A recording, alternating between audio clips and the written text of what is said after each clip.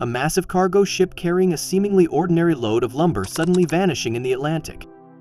No distress calls, no warnings, just silence. This wasn't a centuries-old ghost ship tale, it happened in 2009. The Arctic Sea, with a crew of 15 and a cargo hold full of timber, departed from Finland on what should have been an uneventful journey. What unfolded instead was a mystery that left authorities baffled, sparked international intrigue, and raised questions that remain unanswered to this day.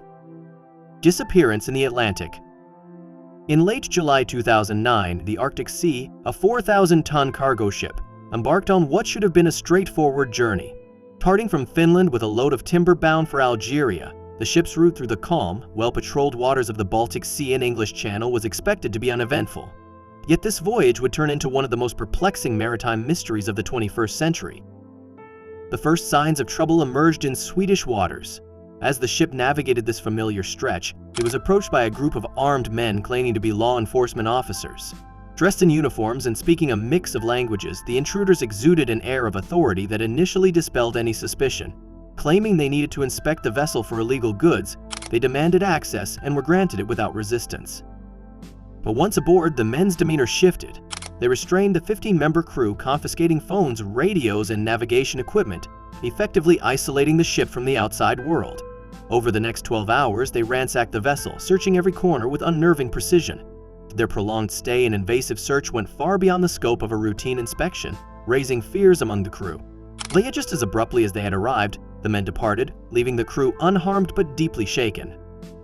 The Arctic Sea resumed its voyage, but the encounter had set an ominous tone. Within days, as the ship moved into the busy waters of the English Channel, it vanished without a trace.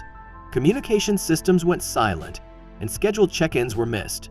Maritime authorities were puzzled. How could such a large vessel disappear in one of the world's most heavily monitored waterways? Algeria, the ship's destination, sounded the alarm when it failed to arrive on schedule. An international search effort was launched, involving European maritime agencies, NATO, and Russia, whose interests were piqued by the ship's mysterious disappearance. Yet no distress signals had been sent, and no debris was found. The Arctic Sea seemed to have evaporated in the thin air. So as days turned into weeks, speculation ran rampant. Was this an audacious act of piracy, a rarity in European waters? Or was the ship involved in something far more clandestine? Some questioned whether it might have been carrying a secret, unregistered cargo that someone wanted to intercept. Meanwhile, the Arctic Sea's disappearance became a media frenzy, with each passing day adding to the mystique.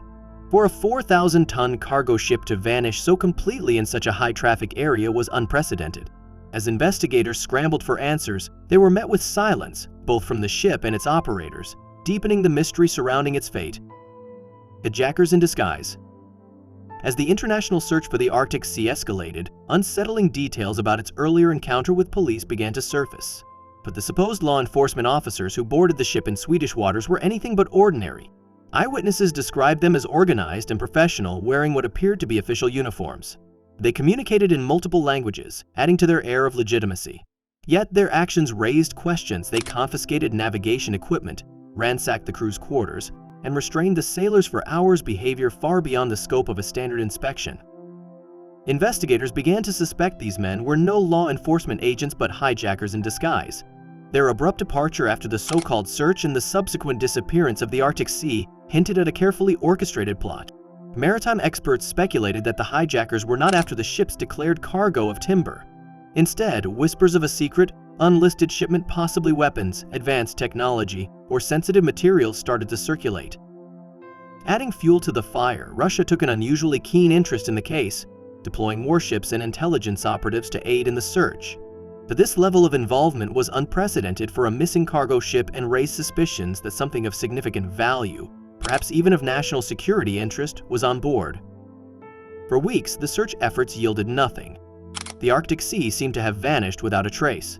Theories ranged from pirates operating under the guise of officials to state-sponsored sabotage.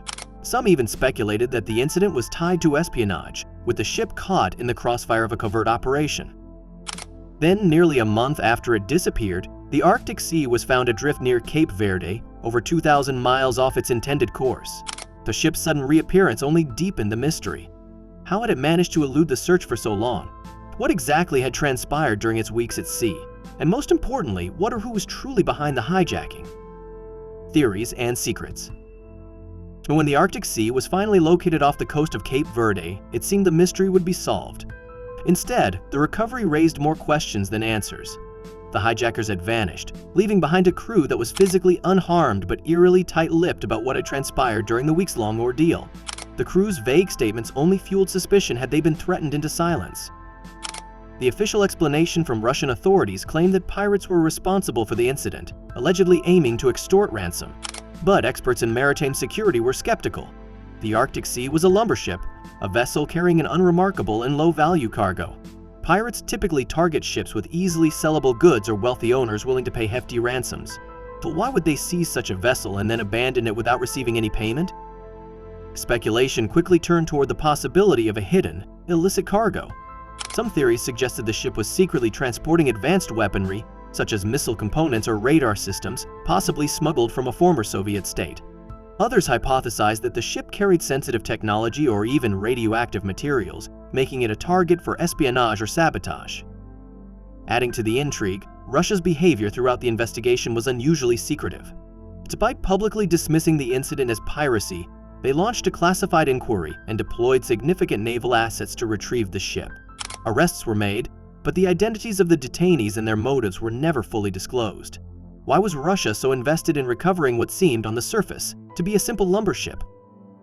The geopolitical landscape at the time provided fertile ground for more speculative theories.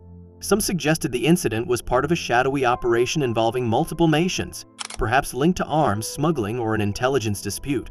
Others pointed to the involvement of private interests with covert agendas, using the Arctic Sea as a pawn in a larger game. To this day, the Arctic Sea hijacking remains an enigma. The Russian government's refusal to disclose key details has ensured that the truth, whatever it may be, stays buried.